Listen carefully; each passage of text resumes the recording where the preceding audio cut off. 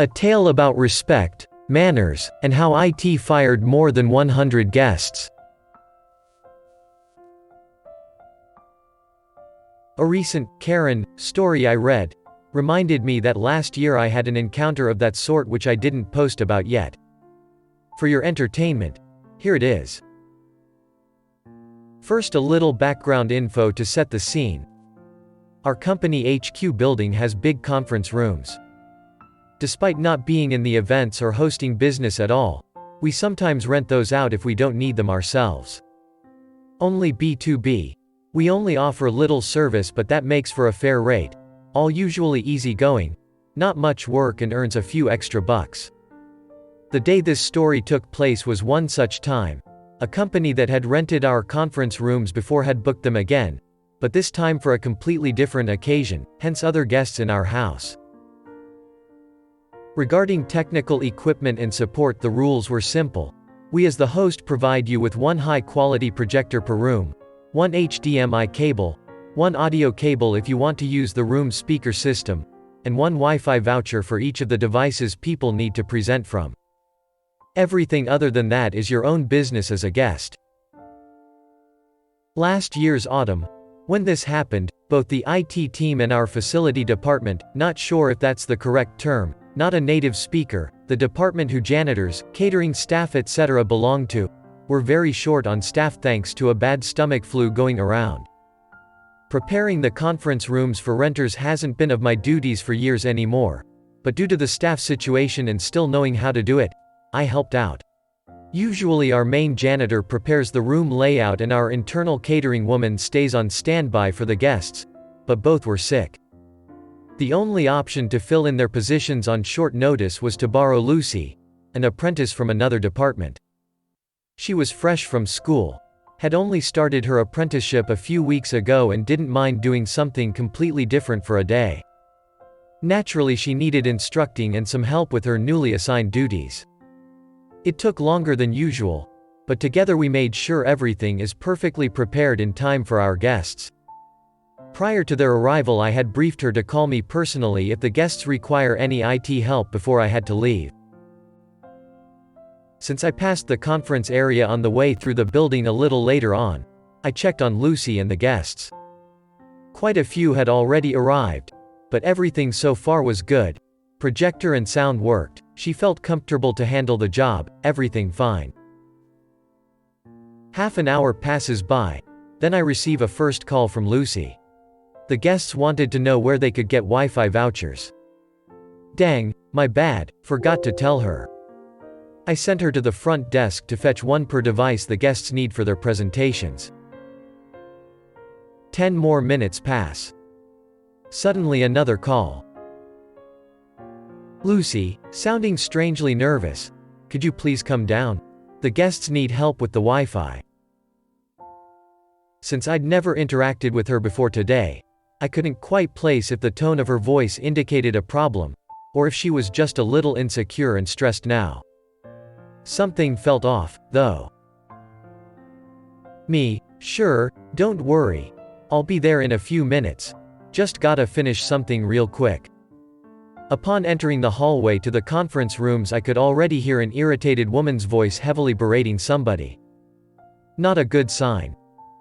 Worried now, I picked up my pace and turned around the final corner, only to find poor little Lucy cornered by a suited woman in her 40s whose voice I had heard, absolutely barking at her about not delivering what they paid for. Lucy was visibly shaking a little, probably getting close to a panic attack. After hearing my footsteps, her eyes immediately made contact with mine, looking anxiously for help.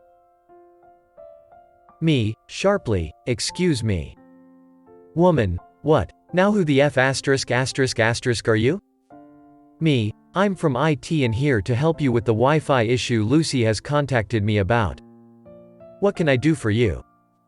Woman, still in a very angry tone, we were promised Wi-Fi vouchers in the lease contract for the room, but she, pointing her finger directly at Lucy, almost stabbing her in the eye, refuses to hand out any.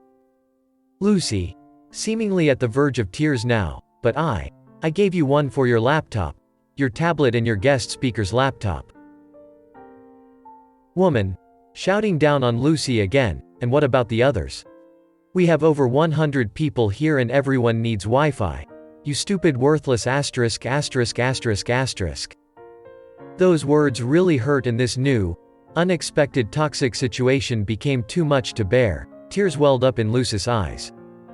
Before seeing this I already had more than enough of this woman's behavior, but now I snapped. This had to stop.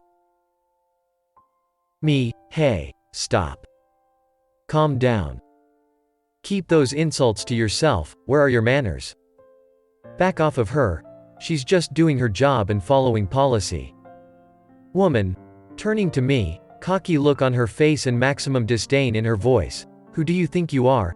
Telling me what to say or do, huh? And what stupid policy?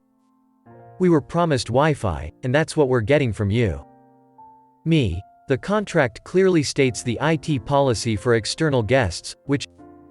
Woman, cutting me off, don't care. You two drones are utterly useless and should get fired. Get me the manager in charge, now. Me, alright, as you wish, be right back. With that the woman stormed off, back into the conference room. I gestured Lucy to come with me and she immediately followed. Glad to get away and barely keeping it together.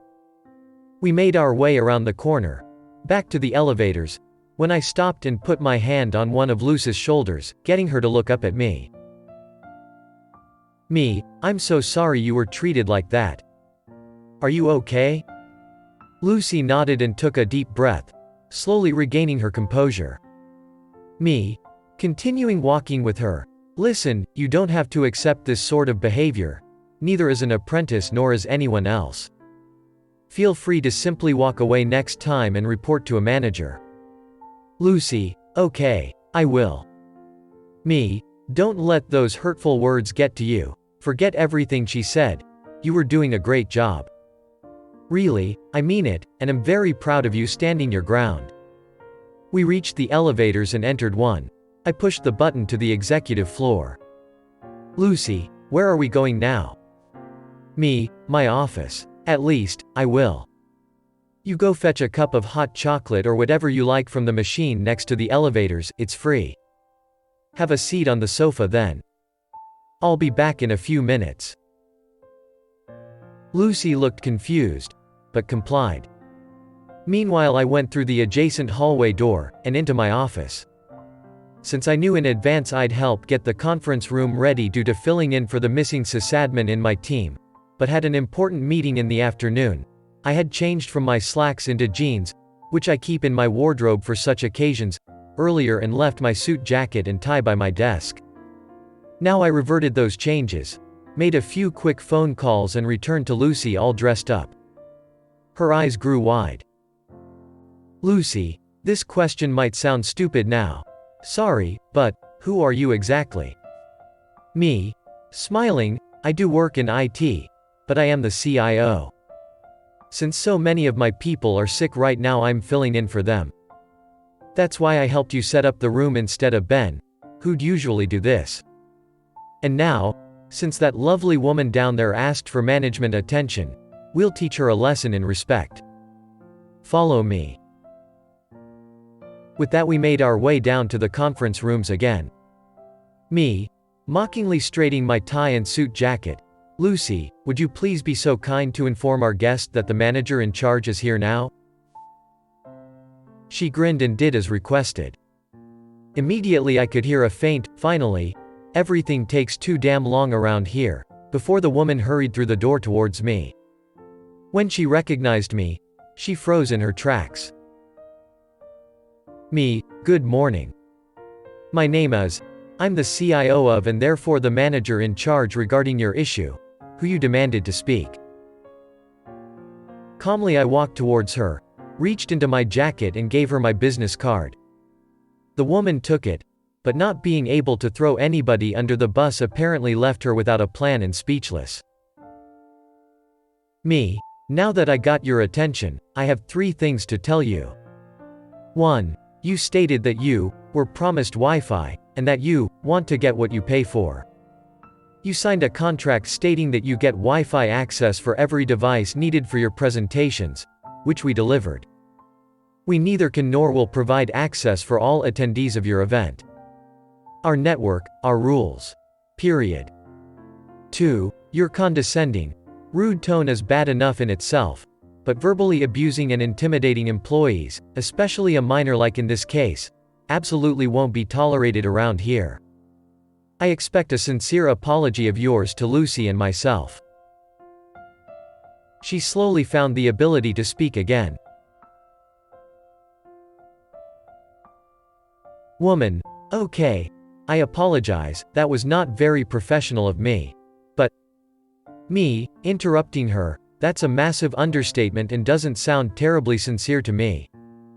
Furthermore, point 3, verbal assault and intimidation are against our house rules, which we strictly enforce and you agreed to adhere to by signing the rental contract. This alone warrants your personal removal from our premises. Also, you apparently invited more than 100 people, which you weren't allowed to do and violates fire code rules, since the maximum room capacity is exactly 100, as stated in the contract. Due to now multiple breaches of contract and said fire code violations, I herewith have to ask you and your guests to leave. By the way, according to internal consultation, we have not the slightest further interest in renting out our rooms to your company, considering the circumstances.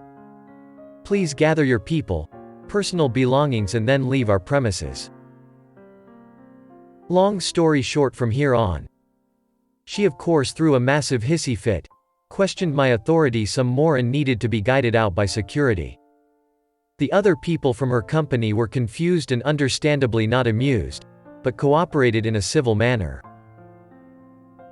A week later she had her lawyer send us a letter claiming unfair treatment and requesting a refund, which gave our lawyer a big laugh and the opportunity to lay out to their counterpart how they breached the contract in great detail. That was the last we heard from them, thankfully.